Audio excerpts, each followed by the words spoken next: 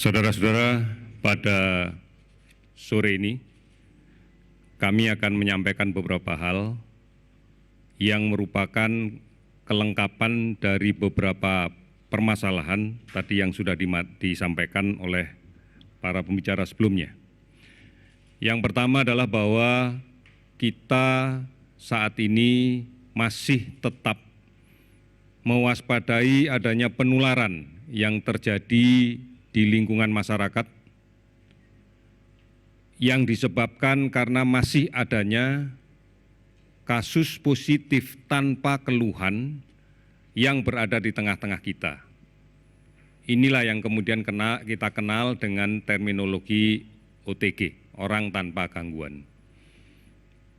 Ini menjadi potensi tinggi terjadinya penularan di tengah masyarakat, karena pada satu sisi orang tersebut tidak mengalami keluhan apapun, dan kemudian di sisi yang lain banyak masyarakat yang masih belum melaksanakan dengan benar ketentuan physical distancing, menjaga jarak. Oleh karena itu dari hari ke hari inilah yang menjadi kekhawatiran kita, bahwa penularan masih terus terjadi, masih terus berjalan. Oleh karena itu kami harapkan ini menjadi perhatian kita bersama. Kita jadikan ini adalah titik pangkal untuk pencegahan dan pengendalian penyakit COVID-19 ini. Tetap tinggal di rumah adalah jawaban yang terbaik. Oleh karena itu kita harapkan tidak melakukan perjalanan kemanapun. Bukan hanya masalah pulang ke kampung, tetapi juga melakukan perjalanan ke keluarga yang lain, ke kota yang lain, atau ke tempat yang lain, itu memiliki risiko yang besar untuk terjadinya penularan. Mari bersama-sama kita pahami bahwa ini adalah kunci keberhasilan kita untuk memutuskan rantai penularannya. Oleh karena itu, kami minta ini menjadi bagian utama kita, di samping membiasakan untuk mencuci tangan dengan baik, dengan menggunakan sabun, dengan air yang mengalir, paling tidak dalam waktu 20 detik, kemudian mulai menghentikan kebiasaan, baik yang disadari maupun tidak disadari, untuk menyentuh wajah, menyentuh hidung, menyentuh mulut, menyentuh mata. Ini adalah rute-rute yang paling klasik untuk infeksi penyakit ini. Yang terakhir, mari kita yakini bahwa tetap tinggal di rumah adalah solusi yang terbaik untuk menghindarkan diri dari sebaran penyakit ini. Saudara-saudara, berikutnya kami sampaikan bahwa pada hari ini tadi telah kita lakukan pendorongan logistik berupa APD dan masker dari Jakarta menuju ke Batam, Tanjung Pinang, Medan, Banda Aceh, kemudian Balikpapan, Tarakan, Gorontalo, Manado, dan Kepalu, kemudian Pontianak, Palangkaraya, dan Banjarmasin, dengan jumlah kisaran antara 5.000 sampai dengan 7.000 lembar APD, dan masker dengan kisaran antara 20.000 sampai dengan 150.000.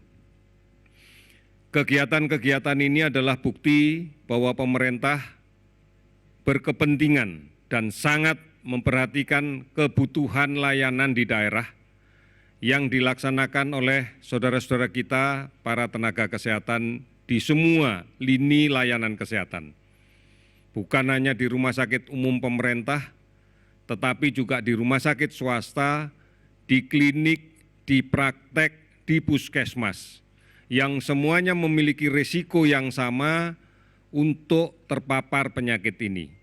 Oleh karena itu, APD menjadi sesuatu yang sangat penting bagi pemerintah, karena inilah upaya kita untuk bisa memberikan layanan terbaik pada warga negara yang menderita COVID, disertai perlindungan maksimal bagi petugas layanan kesehatannya.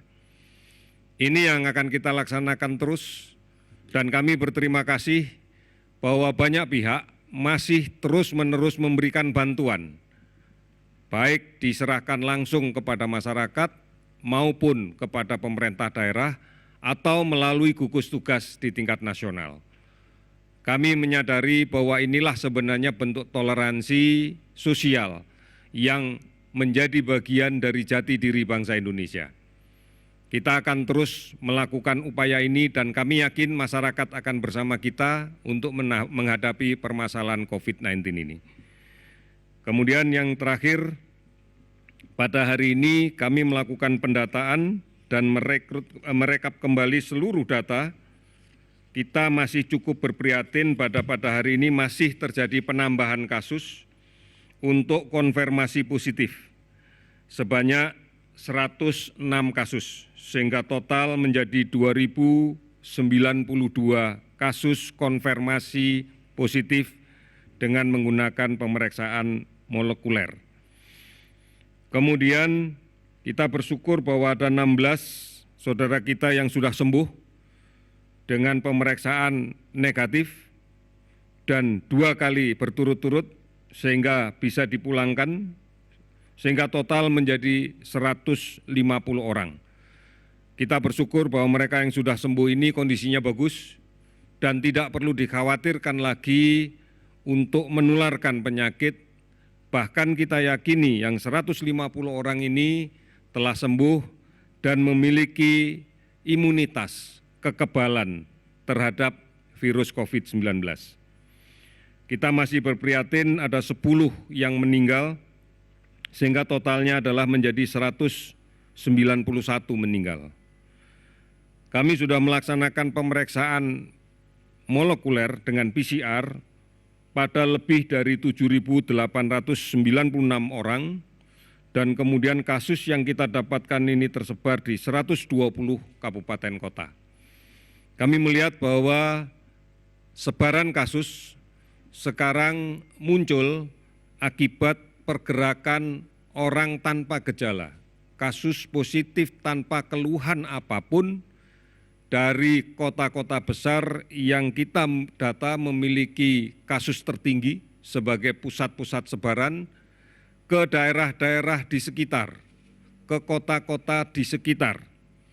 Inilah yang meyakinkan kita bahwa tinggal di rumah adalah jawaban satu-satunya yang paling benar. Tidak melakukan perjalanan kemanapun, apakah ke kampung, apakah ke rumah saudara, ataukah tempat lain, tidak dilakukan, karena inilah upaya kita untuk menghentikan. Saudara-saudara sekalian, harus kita waspadai bahwa ancaman klasik yang muncul pada periode musim pancaroba ini untuk beberapa kota adalah demam berdarah. Oleh karena itu, mari tinggal di rumah, bersihkan sarang nyamuk. Ini adalah jawaban yang paling tepat, bukan hanya untuk mengendalikan COVID, tetapi juga untuk mengantisipasi sebaran penyakit demam berdarah yang secara frekuentif akan muncul pada periode-periode ini.